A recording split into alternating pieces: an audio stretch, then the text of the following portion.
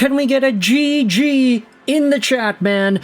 That's it. It's over. It's done. The soup experiment in Edmonton is coming to an end. No more alphagetti, no more SpaghettiOs, no more borscht, and no more cream of mushroom, because soup is out the door, baby.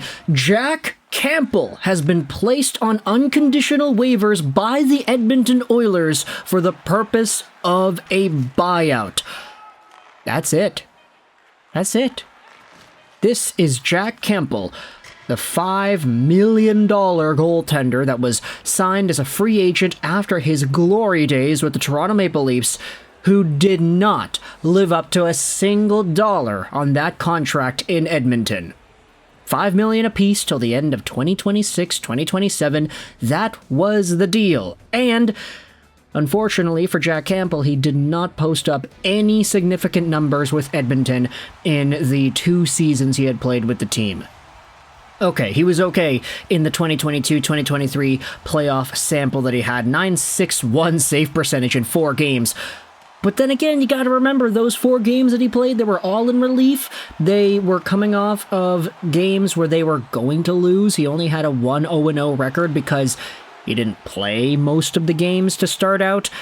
And for Jack Campbell, in his Edmonton Oilers season this year, .873 save percentage, .450 goals against, 5 games played. He was absolute dog water with the Oilers to start out 23-24, getting lit up against the Vancouver Canucks and never looking back.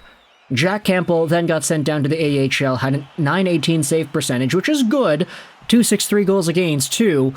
But then again, he's a $5 million caliber goalie. You need that guy to be able to produce those kinds of numbers in the NHL, not in the American Hockey League. As a result, he lost his starter job, he lost the temporary backup job that he had. It was Skinner and Pickard, and even in the playoffs, it was Skinner and Pickard. The Oilers went all the way to Game 7 of the Stanley Cup Finals, and you can say that they did not need anything from Jack Campbell to get that done.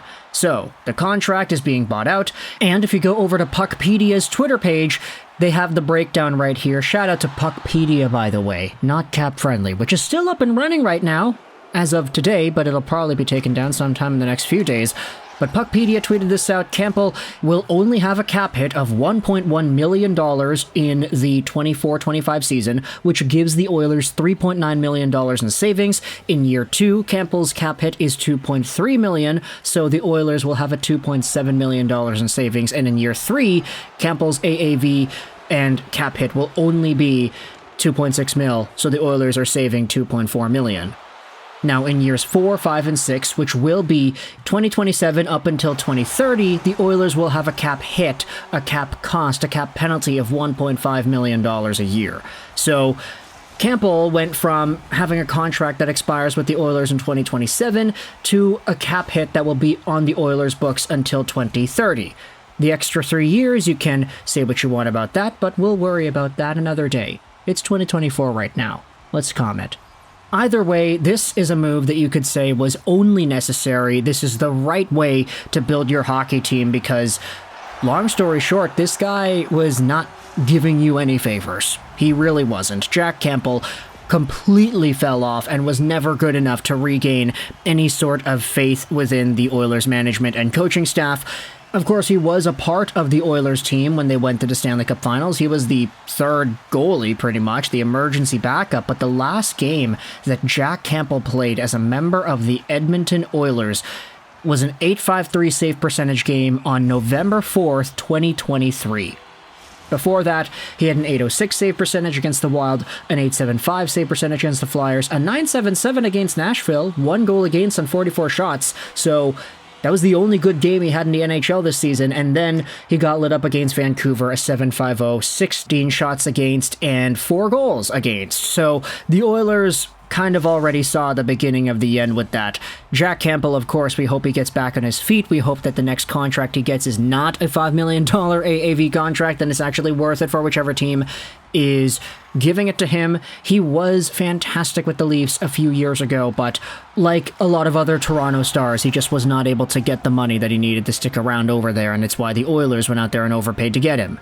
We already said it was a bad deal when it was signed, but now it's getting bought out so quickly.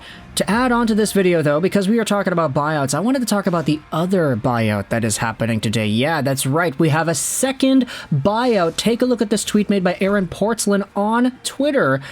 Talks about Adam Boqvist. I am told that the Blue Jackets will place Boqvist on waivers later today. If he clears, the Blue Jackets will buy out the final year of his contract. A buyout would cost the Blue Jackets $533,000 in each of the next 2 seasons and save them $2.1 million. Boqvist was due to making $3.2 million this upcoming season. Now the thing is, when it comes to Columbus Blue Jackets' 8th overall pick, Adam Boqvist, I would not be surprised if this guy gets straight up claimed and they don't need to buy him out. This was a super talented prospect back in the 2017-18 season, and he went 1 pick after Quinn Hughes. If you remember the videos that we were making about the draft in the 2018 season, I was actually saying, you know, if it were up to me, and I had to guess, not who I would have picked. I would have picked Hughes. He was my, 3rd or 4th overall guy. But if I had to guess whom the Canucks would take, I actually thought they would go Boqvist. That was a really big deal back in 2017-18, and the Why I Want videos from that time frame go out there and exploit that. But I mean, look, Adam Boqvist just has not, unfortunately, been the guy that he's needed to be for Columbus, and with David Jiricek right up in there, he's got himself an opportunity to be a dude right away on that right side. They needed to open a spot up, and unfortunately, it comes at the cost of Adam Boqvist, who will be going to his 3rd NHL team. He was drafted by Chicago in 2018, and at this point, you have to start wondering, okay, where is the long-term fit going to be for this player? Adam Boqvist was always a talented right-handed defenseman with mobility and a shot that was really good in his draft-eligible season, but he was never able to put it all together in the ways that we thought he would. So this, of course, isn't the ideal situation for Columbus, but because he is that good, and because he has that profile behind him, I wouldn't be surprised if Boqvist just got straight-up claimed. Now, look, oh my goodness, as we are recording this video, we have yet another buyout that was announced here on social media. Take a look at this. Frank Seravalli saying, if unclaimed, it is a Nate Schmidt buyout that would be put into place here. He's on unconditional waivers for the purpose of a buyout. Seravalli says that Schmidt, his buyout would result in a $2.7 million cap charge next season and a $1.6 million cap charge in 2025-2026, which means that the Winnipeg Jets want to save some dough on Schmitty. Nate Schmidt, on his current contract, was making $5.9 million a year till the end of this upcoming 24-25 season. And the contract, it was just a bit too beefy, even though it's only 1 year long. It's why the Winnipeg Jets are capable of buying it out and saying, hey, we want the savings for this year, and the penalty for next year isn't the worst thing in the world. $1.6 million is the charge for 2025-2026, and that is a lot more stomachable than $5.9 million a year right now.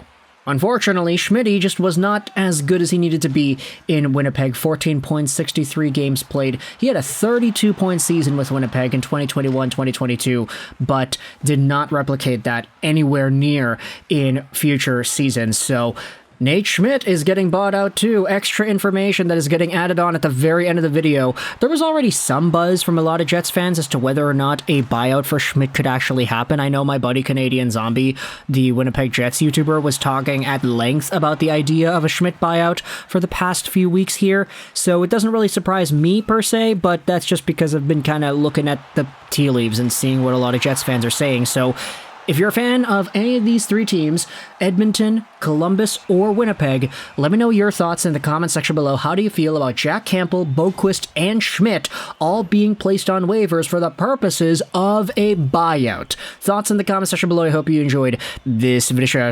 99 and bye.